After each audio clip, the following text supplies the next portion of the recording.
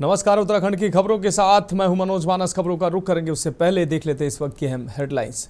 विधायकों के जागे अरमान, उत्तराखंड में कैबिनेट विस्तार जल्द, सीएम ने दिए संकेत, 5 कुर्सियां हैं खाली।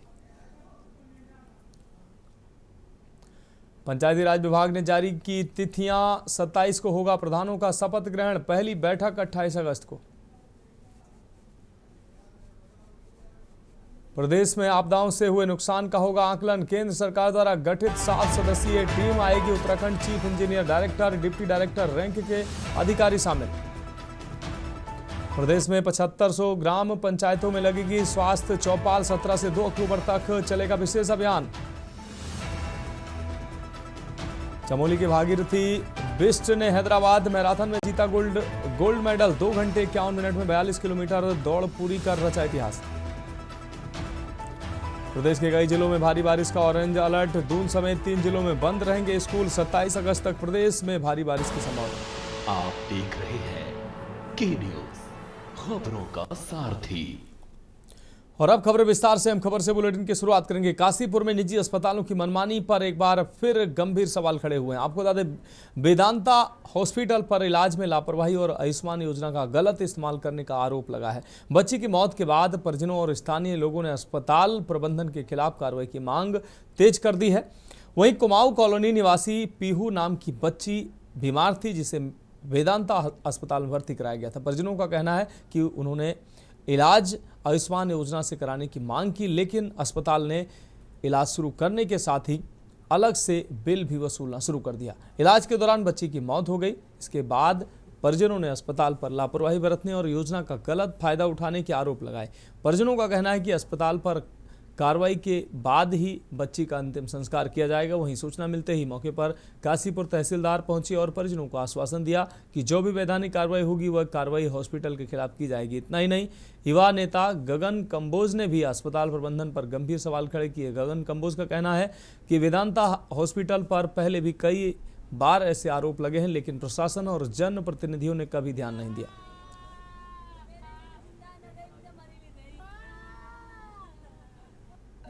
अस्पताल में बच्ची का इलाज चल रहा था और वहाँ पे कल रात उसकी डेथ हो गई है, जिसमें इनका परिजनों का आरोप है कि उन प्राइवेट हॉस्पिटल के जो डॉक्टर थे उनके द्वारा लापरवाही बरती गई है। तो उसमें हमारा यही कहना है कि अगर किसी भी अस्पताल या किसी के द्वारा भी लापरवाही इसमें डेथ में हुई है तो उसमें नियमानुसार जो भी कार्रवाई है संबंधित विभाग द्वारा की जाएगी।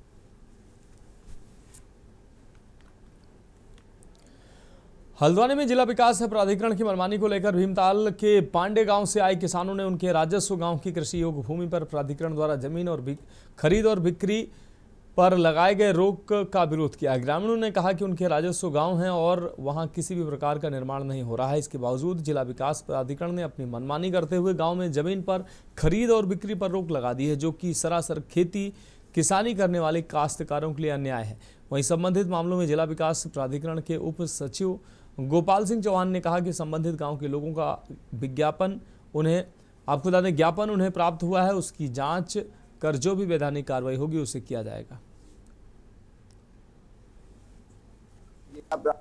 सचिव आज हल्द्वानी बैठेंगे, लेकिन वो अभी तक यहाँ नहीं आए। उप सचिव क्योंकि सिटी मजिस्ट्रेट हल्द्वानी भी प्राधिकरण के उप सचिव हैं, इसलिए उनके अनुपस्थिति में हमने सिटी मजिस्ट्रेट को ज्ञापन दिया। समस्या ये है, जिला प्राधिकरण ने बिना किसी कारण के, बिना किसी तर्क के, बिना किसी संगतता के हेरफेर के आधार पर राजस्व गांव पांडेगांव जो है उसमें किसानों को की भूमि क्रय और विक्रय पर प्रतिबंध लगा दिया है। आने वाला हूँ, हाल निवासी में हल्द्वानी में ही हूँ। मेरी ज़मीन है वहाँ पे। अभी हमने देखा था कि एक प्राधिकरण का पत्र है कि जिसमें कि हमारी भी ज़मीन थी, उसमें कुछ वहाँ पे अवैध कॉलोनी का निर्माण हो रहा करके। परंतु मेरी जानकारी जहाँ तक है, मैंने नहीं देखा वहाँ पे कि कोई निर्माण कार्य हो रहा होगा, कुछ नहीं हो रहा। हमारी खेती की ज़मीन थी वो। हमारी ये समस्या है कि हमारी ज़मीनों पर जो पुश्तैनी ज़मीन है उसमें रोक लगा दी गई है। अब ये रोक किसने लगाई, कब लगाई, क्या लगाई? 1 हफ्ता पहले हमें वो आया कि तुम्हारे ज़मीन पर रोक लगा दी है। अब हम कोई अपने बच्चे के लिए कोई कॉटेज बनाया या कुछ बनाया, ये नहीं बना सकते आप, क्यों हमने रोक लगा दी, जबकि हमने अपना ज़मीन बेचा नहीं है, हमारी पुश्तैनी ज़मीन है। देखिए, मामला तो डिटेल में मैं नहीं बता पाऊँगा क्योंकि ये भीमताल क्षेत्र का है, मेरे क्षेत्र से बाहर का है। लेकिन काफ़ी लोग आए थे, उन्होंने एक एप्लीकेशन मुझे दी है और एप्लीकेशन में उन्होंने ये कहा है कि वहाँ पे कोई भी निर्माण से संबंधित कोई भी वहाँ गतिविधियाँ नहीं हो रही है, लेकिन उसके बावजूद भी सचिव महोदय द्वारा उस पर रोक लगाई गई है। तो ये पूरा मामला क्योंकि मेरे संज्ञान में नहीं है, इस बार इसकी जांच भी करवा लेंगे और सचिव महोदय से भी वार्ता कर लेंगे कि क्या पूरा प्रकरण है, और अगर इनकी बात अगर सच है तो फिर उसमें भी विचार किया जाएगा। अगर कोई निर्माण नहीं हो रहा है तो रोक लगा। बढ़ेंगे अगली खबर की ओर। खबर गदरपुर से है, जहां राजकीय शिक्षक संघ उत्तराखंड के बैनर तले गदरपुर से पदोन्नति, बहाली एवं स्थानांतरण व प्रधानाचार्य की सीधी भर्ती के खिलाफ खंड शिक्षा अधिकारी के कार्यालय के सामने एक दिवसीय धरना प्रदर्शन कर रहे गदरपुर में राजकीय शिक्षक संघ उत्तराखंड के आह्वान पर शिक्षकों द्वारा 3 सूत्रीय मांगे, जिसमें शिक्षकों की स्थानांतरण, प्रधानाचार्य की सीधी भर्ती तथा पदोन्नति को लेकर खंड शिक्षा अधिकारी कार्यालय के बाहर एक दिवसीय धरना प्रदर्शन किया जा रहा है। उत्तराखंड में शिक्षक संगठन पदोन्नति एवं स्थानांतरण की मांग पर कोई कार्रवाई न होने एवं प्रधानाचार्य की सीधी भर्ती के खिलाफ धरना प्रदर्शन कर रहे हैं। गदरपुर शिक्षक संघ अधिकारी कार्यालय के सामने धरने पर बैठे शिक्षक शिक्षिकाओं ने जमकर सरकार के खिलाफ नारेबाजी कर सरकार से शिक्षकों की मांगें पूरी करने को कहा। राजकीय शिक्षक संघ जोर जुल्म की टक्कर पर जोर जुल्म की इसका निर्णय लेना काम जो है शासन स्तर का है, क्योंकि मांग देखिए, मांग तो कई प्रकार के लोग करते हैं, वो कुछ अपने हितों के लिए होती है और समाज के हितों के लिए भी होती है। अब इस पर निर्णय लेना वो हमारे शासन का, शिक्षा विभाग में सीधी भर्ती का विरोध कर रहे हैं लोग। हाँ, तो ये सब निर्णय लेने का अधिकार जो है हमारे उच्च अधिकारियों का होता है, वो उसको निर्णय देते हैं। हम तो सिर्फ उनके आदेशों का पालन करते हैं, जैसा हमें आदेश दिया जाता है उसके प्रति। जो मांग है वो है पदोन्नति और स्थानांतरण का।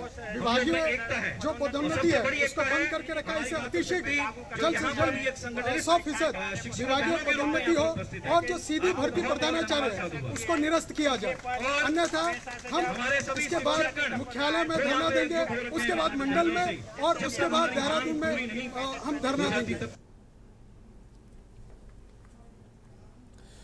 लक्सर और खानपुर क्षेत्र में इन दिनों भारी बारिश के कारण नदी नाले उफान पर हैं और कई गदेरे भी पूरी तरह से उफनाते नजर आ रहे हैं। ऐसे में करणपुर क्षेत्र के निकट बहने वाले नाले पर युवकों द्वारा खतरनाक स्टंटबाजी कर छलांग लगाई जा रही, जो जानलेवा हो सकती है, जिसका वीडियो भी सोशल मीडिया पर तेजी से वायरल हो रहा है। वायरल वीडियो का लक्सर एसडीएम सौरभ असवाल ने संज्ञान लिया है। खानपुर पुलिस को बाढ़ क्षेत्र में लोगों को अलर्ट करने के साथ ही नदी नालों की तरफ न जाने की सलाह दी गई है। लक्सर एसडीएम सौरभ असवाल ने बताया कि करणपुर गांव के पास नाले में कुछ युवकों की स्टंट करते वीडियो सामने आए हैं। पुलिस को बाढ़ क्षेत्र में गश्त बढ़ाने के निर्देश दिए गए।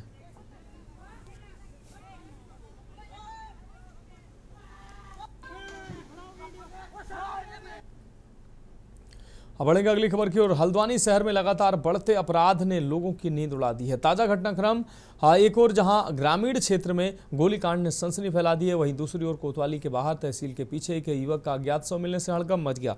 इन घटनाओं ने कानून व्यवस्था पर गंभीर सवाल खड़े किए हैं। जिला पंचायत में किडनैपिंग के मामले के बाद एसएसपी ने नए आदेश जारी किए थे, लेकिन घटनाओं पर रोक नहीं लग सकी है। हैरानी की बात यह है कि जब इन मामलों पर एसपी सिटी, एसपी क्राइम और सीओ सिटी सहित उच्च अधिकारियों से बात करने की कोशिश की गई तो उन्होंने किसी भी तरह का बयान देने से साफ इनकार कर दिया। लगातार हो रही इन घटनाओं ने लोगों में भय का माहौल बना दिया। लोग सवाल उठा रहे हैं कि क्या यही सपना देखा था उत्तराखंड के लोगों ने, जहां कानून व्यवस्था पर सवाल उठने पर भी जिम्मेदार अफसर चुप्पी साध रहे हैं।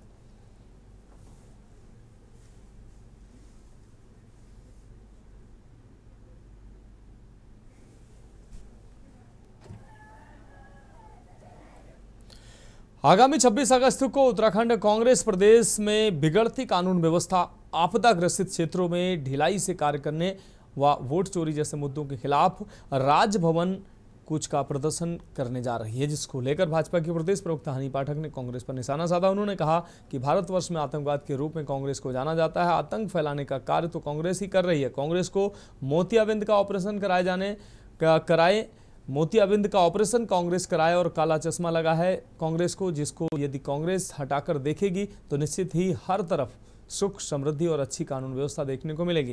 कांग्रेस को एसी के कमरों से बाहर आना चाहिए, तभी उनको ये भी पता चलेगा कि जनता उन्हें क्यों नकार रही है। आतंकवाद को अमेरिका में टेररिज्म, पाकिस्तान में जिहाद और भारतवर्ष में आतंकवाद के रूप में कांग्रेस को जाना जाता है। तो वो जिस प्रकार से बातें कर रही है, आतंक फैलाने का सर्वप्रथम कार्य तो कांग्रेस ही कर रही है। उनको कानून की अच्छी व्यवस्था नहीं दिखाई दे रही, उनको सब जगह प्रॉब्लम दिखाई दे रही है। तो मैं उनको ये राय दूंगी कि जो मोतियाबिंद का उन्होंने ऑपरेशन कराया था, उसको कराए हुए काफी समय हो चुका है। वो काला चश्मा हटा कर देखे तो आपको हर जगह सुख, समृद्धि, हरियाली और अच्छी कानून व्यवस्था निकलकर देखने को मिलेगी। थोड़ा एसी के रूम से बाहर आए और बाहर आकर थोड़ा जनता के बीच में बैठे, तब उन्हें पता लगेगा जनता उन्हें क्यों नकारती चली आ रही है, क्योंकि वो अपने एसी के बिल से कभी बाहर आ ही नहीं पाते। बढ़ेंगे अगली खबर की ओर। उधम सिंह नगर जिले के जसपुर में आज सुबह हरिद्वार में लखीमपुर खीरी जा रही एक बस ने गेहूं से लदी ट्रैक्टर ट्रॉली को पीछे से टक्कर मार दी। दुर्घटना में दर्जन भर के करीब यात्री घायल हो गए। घायल यात्रियों को जसपुर के सरकारी अस्पताल ले जाया गया, जहां उनका इलाज चल रहा है। वहीं घटना के बाद बस चालक मौके से फरार हो गया। तड़के जसपुर के ग्राम गुलर गोजी निवासी नईम अहमद ने पुलिस को सूचना दी। जसपुर में फीका नदी के पुल के पास एक बस ने ट्रैक्टर ट्रॉली के पीछे से हाईवे पर टक्कर मार दी है। सूचना मिलते ही पुलिस मौके पर पहुंची। बस में करीब 60 यात्री सवार थे।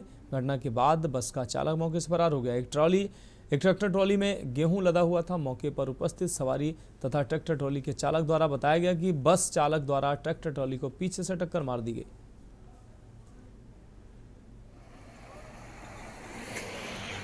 देखिए, पुलिस को सूचना प्राप्त हुई थी कि एक बस द्वारा पीछे से एक ट्रैक्टर पे टक्कर मार दी गई है। ट्रैक्टर में जो बोरियां थी वो रोड पे गिर गई। इसमें कुछ व्यक्ति घायल हुए थे, उनको प्राथमिक उपचार देकर उनको गंतव्य रवाना किया गया। कुछ लोगों को 2 या 3 लोगों को हेल्थ सेंटर रेफर किया गया।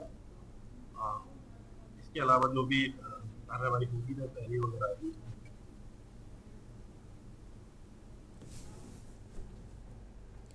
अब बढ़ेंगे अगली खबर की ओर। लक्सर में गंगा और सोलानी नदी के पानी ने एक बार फिर किसानों की फसल को खेतों में नुकसान पहुंचाया है। खेतों की उपजाऊ मिट्टी पानी के तेज बहाव के साथ बह गई है। इससे सैकड़ों बीघा जमीन जो है ऊसर होने की कगार पर। प्रशासन नुकसान का मुआवजा दिलाने की बात कह रहा है। वहीं लक्सर तहसील क्षेत्र गंगा व सोलानी नदी के बीच में स्थित है, इसलिए बरसात के सीजन में हर साल यहां जान और माल का नुकसान होता है। इस साल भी क्षेत्र में करीब 1 महीने से बाढ़ जैसे हालात हैं। गंगा का जलस्तर कभी खतरे के निशान के नीचे तो कभी ऊपर हो रहा है। इस पानी ने हर साल की तरह फसलों को तबाह कर दिया है, बल्कि इस बार खेतों को भी भारी नुकसान पहुंचा है। किसान महेश कुमार ऋषिपाल रामवीर ने बताया कि इस बार गांव व सोलानी के पानी की गति पिछले सालों से ज्यादा थी।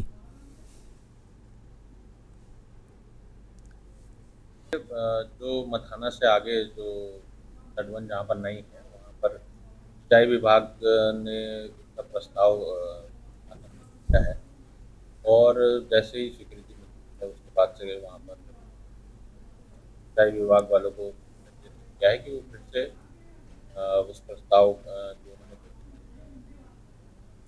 है और फिर से ऐसे वहाँ से स्वीकृति बाद वहाँ बन सकते हैं। बाकी हमारी बाढ़ चौकियाँ हैं वो सतर्क हैं और गाँव वालों को परम सतर्क करते रहते हैं और सिंचाई विभाग वाले भी और राजस्व विभाग की कंटिन्यू मॉनिटरिंग करें। फिलहाल खबरों में वक्त है कि हम ब्रेक का, जल्द हाजिर होंगे।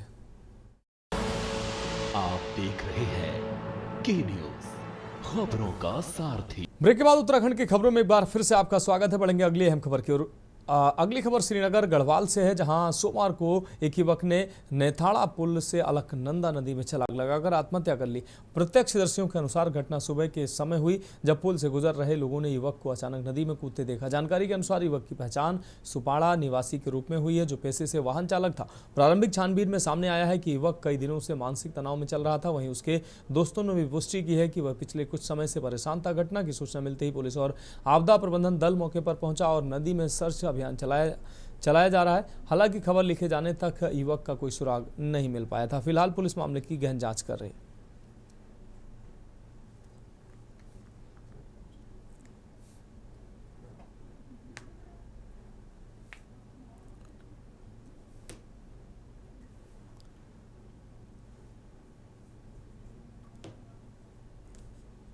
झूला पुल से नेथाड़ा, नाम अनिल रावत बता रहे हैं, उसका नेथाड़ा का है।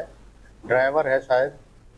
और जैसी सूचना मिलने के बाद हमने तुरंत कार्रवाई की और हमारी टीम सर्च के लिए तैयार है और अलग अलग जगहों पे बटी है। ठीक है, राबमई राफ्ट के साथ जारी की है, SDRF भी जारी की है। हम लोग 40 PSC के जो जवान हैं आपदा राहत दल के, ये SSB और कीर्तिनगर पुल, जुयालगढ़ और देवप्याग तक सर्च करेंगे। हाँ, लगभग हमें 9 बजे के आसपास सूचना मिली कि यहाँ पे झूला पुल से किसी ने कूद मारी है, तो हमारी टीम रवाना हुई तुरंत ही और सर्चिंग अभी जारी है।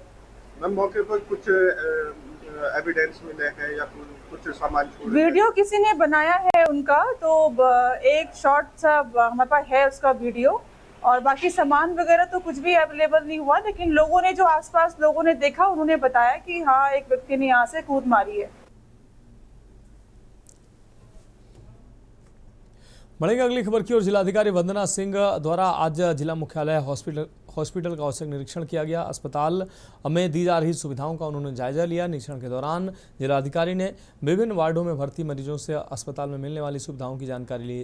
जिलाधिकारी वंदना सिंह ने कहा कि BD पांडे हॉस्पिटल में सुविधाओं की कमी को लेकर आज CMO के साथ हॉस्पिटल में डॉक्टरों की कमी, खराब पड़ी मशीनों व जर्जर हो चुकी छत व हॉस्पिटल में व्याप्त कमियों के सुधार को लेकर प्लान बनाकर जल्द दुरुस्त किया जाएगा, ताकि दूर दराज से इलाज कराने हॉस्पिटल में आने वाले मरीजों को बेहतर सुविधाएं मिल सके। जिलाधिकारी ने कहा कि प्रदेश सरकार की प्राथमिकता है कि सभी जिला अस्पतालों में मरीजों को सभी सुविधाएं उपलब्ध की जाएं, ताकि उन्हें इलाज के लिए रेफर करने की आवश्यकता न पड़े। जो BD पांडे हॉस्पिटल है उनका भी हमारा, क्योंकि डिस्ट्रिक्ट हॉस्पिटल है ये, और पहाड़ों से काफ़ी पेशेंट यहाँ पर आते हैं, लगभग 500 से ज़्यादा की OPD यहाँ होती है। तो इनकी आज जो सुविधाएं हैं, कोई मशीन नहीं चल रही है, कोई डॉक्टर की पोस्ट खाली है या कोई टेक्नीशियन नहीं है, उन सब समस्याओं को लेकर कई समय से बातें सामने आ रही थी। साथ में जो बिल्डिंग है वो भी बहुत पुरानी है, तो उसमें वार्ड में कई बार बरसात होती है तो पानी के लीकेज की समस्या भी आती है। तो उन सबको देखते हुए आज मैंने देखा है इसको, और CMO साहब को भी हमने अपने साथ लिया था इसमें, ताकि जो हम सुधार सकते हैं चीज़ों को, उनको हम लोग कोई एक प्लान बना पाए यहाँ।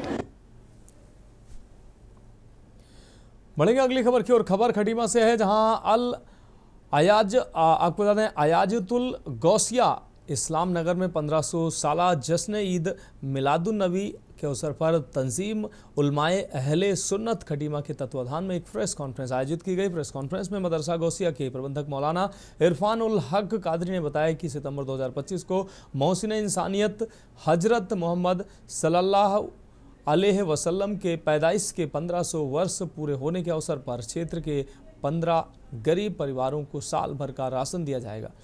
15 गरीब बच्चों को गोद लेकर निःशुल्क बेहतर शिक्षा प्रदान की जाएगी। नगर क्षेत्र में 15 स्वास्थ्य शिविर लगाकर निःशुल्क स्वास्थ्य परीक्षण और दवा दिया जाएगा। नगर क्षेत्र में 15 सीरत कॉन्फ्रेंस की जाएंगी। संगठन की तरफ से नगर क्षेत्र में नशे के विरुद्ध व तालीमी बेदारी अभियान चलाया जाएगा। इसके साथ ही उन्होंने बताया कि 31 अगस्त 2025 को आयाजी मैरिज हॉल में एक निःशुल्क मेडिकल शिविर का आयोजन किया जा रहा है, जिसमें बरेली, पीलीभीत और खटीमा की लगभग 25 अनुभवी चिकित्सकों की एक टीम द्वारा आए मरीजों का उपचार किया जाएगा तथा निःशुल्क दवाइयाँ भी वितरित की जाएंगी।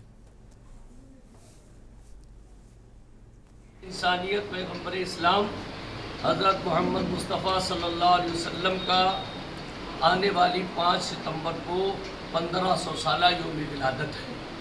हम अपने हुजूर नबी पाक सल्लल्लाहु अलैहि वसल्लम जो शांति और अमन व अमान का दूत बनकर जो सारे इंसानियत के लिए रहमत बनकर आए, उनके यौम विलादत एक तारीख़ी तौर पर हम लोग मनाना चाहते हैं, और जिसके ज़िम्न में हम लोगों ने जो प्रोग्राम अभी तफसील से आपके सामने बयान किए कि उसमें सबसे एक मेन काम 15 इज्तिमाई शादियाँ यानी समूह विवाह है। रुड़की से भाजपा विधायक प्रदीप बत्रा ट्रैक्टर पर सवार होकर सोलानी नदी से प्रभावित कान्हापुर गांव पहुंचे, जहां उन्होंने ग्राउंड जीरो पर पहुंचकर सोलानी नदी कटाव से बर्बाद हुई फसलों की स्थिति का जायजा लिया और किसानों की समस्याएं सुनी। विधायक प्रदीप बत्रा के साथ प्रशासनिक अमला भी मौजूद रहा, जिसने मौजूद होकर खेतों में हुए नुकसान का जायजा लिया। प्रदीप बत्रा ने कहा कि जिन किसानों की फसलें सोलानी नदी के जलस्तर के बढ़ने से बर्बाद हुई हैं, उन्हें हर संभव मदद और उचित मुआवजा दिलाया जाएगा। उन्होंने आश्वस्त किया कि प्रशासन को आवश्यक दिशा निर्देश दिए जा चुके हैं, किसानों के नुकसान का आकलन कर जल्द मुआवजा प्रक्रिया शुरू कर दी जाएगी। उन्होंने आगे कहा कि सोलानी नदी द्वारा खेतों की जमीन का कटाव एक गंभीर समस्या बन चुकी है। इसको लेकर सिंचाई विभाग से बात की गई है और जल्द ही नदी के किनारों पर पैचिंग और बंधा निर्माण का कार्य शुरू किया जाएगा, ताकि भविष्य में किसानों की जमीन को ऐसे नुकसान से बचाया जा सके।